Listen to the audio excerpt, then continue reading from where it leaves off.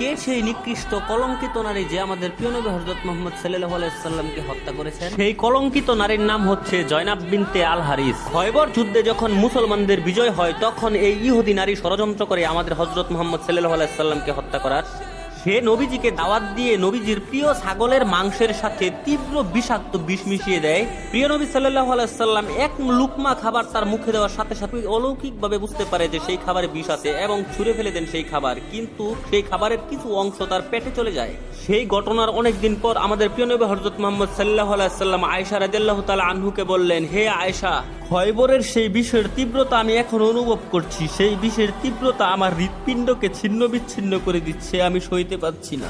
নবী সাল্লাল্লাহু আলাইহি সাল্লাম এত যন্ত্রণার মাঝে ইন্তেকালের পূর্বে উম্মতি উম্মতি বলে চিৎকার করতেন, এতটা ভালোবাসতেন তিনি আমাদেরকে।